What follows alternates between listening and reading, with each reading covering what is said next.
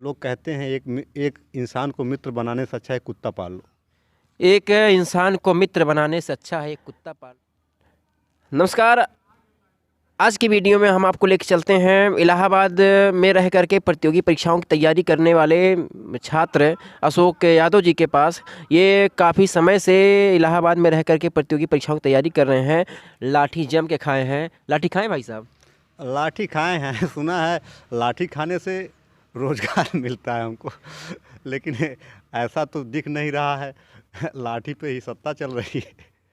भाई साहब लाठी खाए हैं और भाग करके आए हैं। उन्होंने कहा कि ये साढ़ों गाय भैंसों की भाषा को समझते हैं। हाँ भाई, यही कहना आपका? देखिए, हमारे जो है कुल देवता भगवान कृष्ण थे और हम लोग उसी के वंशज हैं। और बचपन से ही जो है हम लोग गाय भैंस गोरू के बीच में रहते हैं, तो हम उनके भावनाओं के उनके जो है भाषा को भली भांति समझ सकते हैं। इसमें कोई शक नहीं है। अब कोई मजा ले तो अलग बात है। भैंसा ये होता, वास्तविकता है। भैंसा जानते हैं ना? भैंसा होता है तो ये अगर सड़क पर दौड़ रहा है और उसके पीछे पीछे 4-5 लोग भी दौड़ रहे हैं, अगर खड़ा हो गया तो इसका क्या मतलब है? इसका मतलब ये है कि वो सशक्तिकरण में आ गया है। अब उसके पीछे चलो।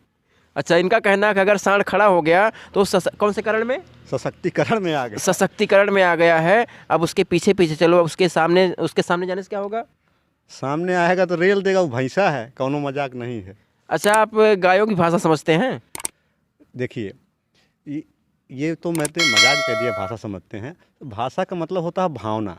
आप जिस जानवर के साथ रहेंगे तो आप उसकी भावना को समझ लेंगे। ये तो व्यवहारिक अच्छा, आप चीज़ क्या है। कहना चाहेंगे अगर गाय को माता घोषित किया गया है तो भैंस को क्या होना चाहिए? जैसे लोग तर्क देते हैं, गाय का दूध लोग पीते हैं तो उसको माता कहा जाता है। तो हम लोग भैंस का भी दूध पीते हैं, तो भैंस को कम से कम मौसी का दर्जा दे दिया जाए। तो उस प्रकार से सांड जो है बाप हो जाएगा और भैंसा मौसा हो जाएगा।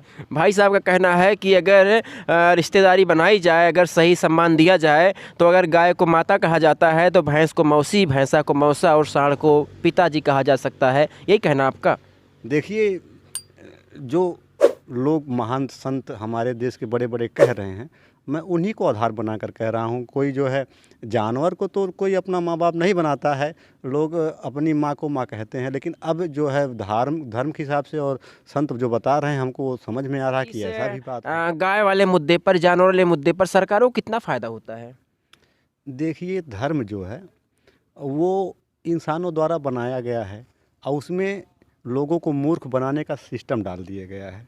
और इसी सिस्टम से धर्म का सहारा लेकर बहुसंख्य लोगों को टारगेट करके राजनीति में उसका प्रयोग किया जा रहा है। बाकी अच्छा कुछ ठीक है, नहीं। कुछ चर्चाएं राजनीति पर हो जाए। आपकी बार किसकी सरकार बना रहे हैं? धरातल पे जो है संघर्ष समाजवादी पार्टी का काफ़ी तेज है। सत्ता के सिंहासन पर कौन करीब करीब पहुंच चुका है? मायावती, अखिलेश यादव, राहुल गांधी या मोदी जी दोबारा, योगी जी दोबारा?